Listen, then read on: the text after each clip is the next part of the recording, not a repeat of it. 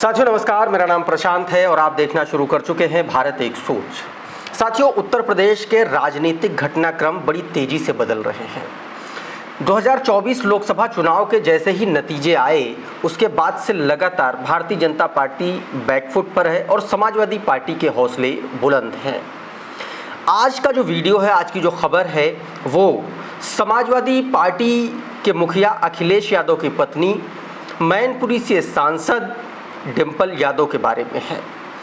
डिंपल यादव ने ऐसा कौन सा बयान दे दिया है जिसके बाद से उत्तर प्रदेश की सियासत में भारतीय जनता पार्टी के खेमे में उथल पुथल मची हुई है। आज के वीडियो में ये बताऊंगा यति नरसिम्हानंद को लेकर के डिंपल यादव ने क्या कुछ कहा है, ये बताऊंगा। केशव प्रसाद मौर्य पर डिंपल यादव ने कौन सा बड़ा हमला कर दिया, इसके बारे में बताऊंगा। और योगी आदित्यनाथ को कौन सा चैलेंज डिंपल यादव ने दिया है, इस पर भी चर्चा करेंगे। और उत्तर प्रदेश में अयोध्या की सीट हारने के बाद भारतीय जनता पार्टी को अब इतने महीनों बाद डिंपल यादव ने ऐसी कौन सी नसीहत दे दी कि भारतीय जनता पार्टी के नेता तिलमिलाए घूम रहे हैं, ये भी बताएंगे। और साथ में बताएंगे समाजवादी पार्टी और कांग्रेस के बीच विधानसभा के उपचुनाव में जो 10 सीटों पर माथापच्ची चल रही है सीट शेयरिंग को लेकर के, उस पर डिंपल यादव का क्या तर्क है, क्या पॉइंट ऑफ व्यू है, सब कुछ बताऊंगा। लेकिन उससे पहले अगर आपने हमारा चैनल सब्सक्राइब नहीं किया है तो हमारे चैनल को सब्सक्राइब जरूर कर लीजिए। तो चलिए शुरू करते हैं। साथियों, है क्या कि डिंपल यादव दरअसल पिछले दिन मैनपुरी पहुंची थी। मैनपुरी की एक जो विधानसभा सीट है भोगांव विधानसभा सीट का एक गांव है नवीगंज। नवीगंज में डिंपल यादव एक निजी कार्यक्रम में शिरकत करने पहुंची थी और इस दौरान समाजवादी पार्टी के हजारों कार्यकर्ता उनसे मिलने पहुंच गए। कार्यकर्ता पहुंचे तो मीडियाकर्मी भी पहुंचे, मीडियाकर्मी पहुंचे तो सवालात होने ज़रूरी थे। मीडिया कर्मियों ने एक एक करके डिंपल यादव से सवाल करने शुरू किए, जिसके बाद डिंपल यादव ने जवाब देने शुरू किए।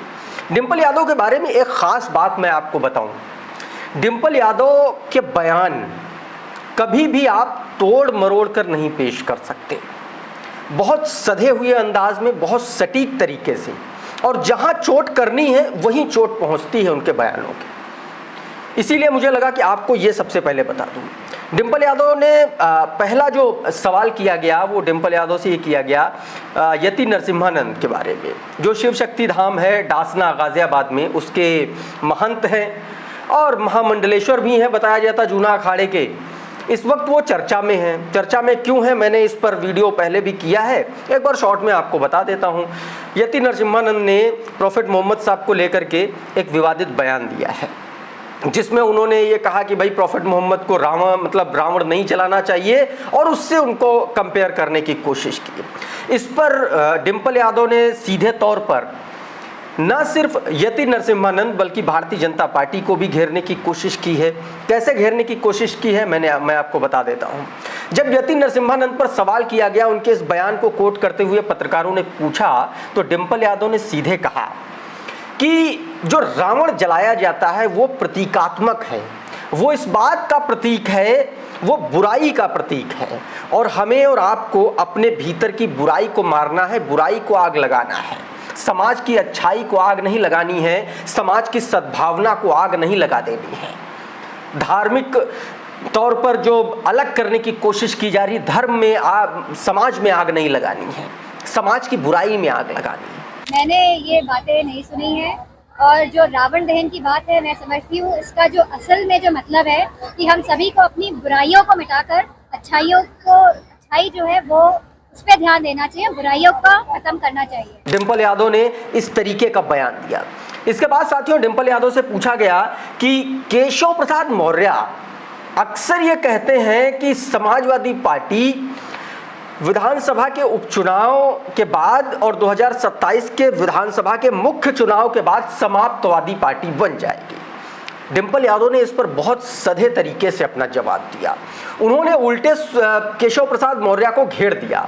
डिंपल यादव ने केशव प्रसाद मौर्य को घेरते हुए सीधे तौर पर कहा कि पहले केशव प्रसाद मौर्य को ये समझना चाहिए, अपने मुख्यमंत्री से, अपने प्रधानमंत्री से, अपने गृहमंत्री से उनको ये कहना चाहिए कि जातीय जनगणना कब कराएंगे, जातीय जनगणना के मुद्दे पर उनका क्या स्टैंड है और कब कराए हैं, इसकी मांग उनको करनी चाहिए। साथियों, आप सभी को पता है कि केशव प्रसाद मौर्य ओबीसी समाज से आते हैं और लगातार एक नैरेटिव बनाने की कोशिश कर रहा है विपक्ष, खास तौर पर इंडिया अलायंस समाजवादी पार्टी और उत्तर प्रदेश में कांग्रेस पार्टी, कि भारतीय जनता पार्टी पर कास्ट सेंसस यानी कि जातीय जनगणना करवाया जाए दबाव डाल करके, ताकि जो SC, ST, OBC वर्ग के जो लोग हैं उनकी सही संख्या का पता चले और उसके आधार पर उनको उनका हक मिल सके।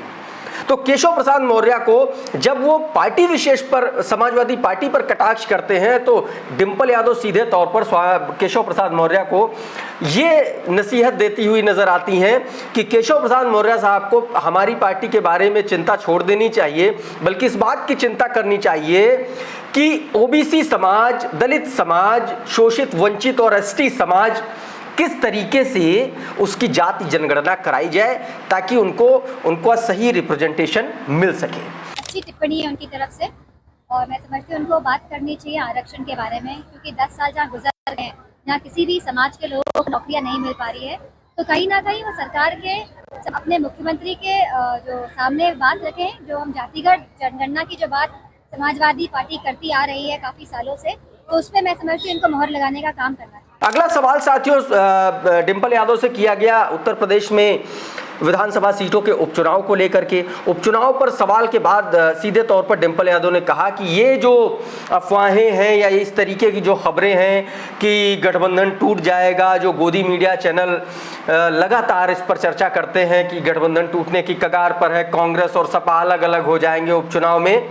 डिंपल यादव ने एक तरीके से इन कयासों पर, ऐसी खबरों पर एक जोरदार प्रहार किया और उन्होंने सीधे तौर पर कहा कि अभी तक जो सीट शेयरिंग का फॉर्मूला है या जो भी सीटों की जो संख्या है, कौन किस पर लड़ेगा, कौन कितनी सीटों पर लड़ेगा, वो पार्टी के सीनियर लीडर्स तय कर लेंगे, उसमें किसी और को बीच में पड़ने की जरूरत नहीं है। मैं समझती हूँ ये तो सीनियर लीडर्स तय करेंगे कि कौन सी सीट किसको मिलनी है। मैं इसके बारे में नहीं जानती हूँ कि कौन सी सीट किसको जा रही है गठबंधन में, लेकिन समाजवादी पार्टी तैयारी कर रही है और बहुत ही अच्छा परिणाम आएगा इस उपचुनाव में। इसके बाद डिंपल यादव से सवाल किया गया धर्म पर। धर्म को लेकर के जब सवाल किया गया डिंपल यादव से, कहा गया कि सियासत में धर्म जो आ गया है, या यूं कहें कि राम मंदिर को लेकर के उन्होंने एक बड़ा संदेश देने की कोशिश की। कहा कि अयोध्या सीट भारतीय जनता पार्टी हार गई और इसका सीधा मतलब ये है कि राजनीति में धर्म को नहीं लाना चाहिए। राजनीति और धर्म दोनों अलग बातें हैं, इसीलिए धर्म को राजनीति से अलग रखना चाहिए और इसका खामियाजा भारतीय जनता पार्टी 2024 के लोकसभा चुनाव में भुगत चुकी है, क्योंकि वो राजनीति में धर्म लेकर के आई, इसीलिए अयोध्या सीट हार गए। साथियों, जनता ने जहां अयोध्या में समाजवादी पार्टी का कहीं ना कहीं लोगों ने धर्म को राजनीति से दूर करने का एक काम करा है और मैं धन्यवाद देना चाहती हूँ सभी लोगों को कि जिस तरह उन्होंने धर्म को राजनीति से दूर करने का कार्य किया है। इसके बाद योगी आदित्यनाथ पर सीधे तौर पर उन्होंने हमला किया। मुख्यमंत्री योगी आदित्यनाथ के उस बयान पर डिंपल यादव ने सीधे तौर पर हमला किया, जिसमें योगी आदित्यनाथ सीधे तौर पर समाजवादी पार्टी को गुंडों और माफियाओं की पार्टी कहते हुए नजर आते हैं, जिसमें सीधे तौर पर वो कहते हैं कि उत्तर प्रदेश से माफिया राज और गुंडा राज खत्म हो गया। डिंपल यादव जवाब देते हुए कहती हैं कि उत्तर प्रदेश में आए दिन बहन बेटियों के साथ बलात्कार की घटनाएं हो रही हैं, मारपीट की घटनाएं हो रही हैं, शोषण हो रहा है, दलितों का शोषण हो रहा है, आदिवासियों वंचितों का शोषण हो रहा है, पिछड़े लोगों का शोषण हो रहा है और जाति के आधार पर उत्तर प्रदेश में अपराध किए जा रहे हैं। उस पर मुख्यमंत्री का कोई भी फोकस नहीं है, वो उस पर बात नहीं करते हैं। मैं समझती हूँ जहाँ आज हमारा युवा बिना नौकरी के घूम रहा है, जहाँ उत्तर प्रदेश में महिलाएं सुरक्षित नहीं है, कहाँ पिछड़ी जात के लोग और सभी ST के वर्ग के लोगों पे लगातार अन्याय और अपराध के मामले बढ़ रहे हैं, जहाँ रिपोर्ट्स रजिस्टर नहीं हो पा रही हैं, जहाँ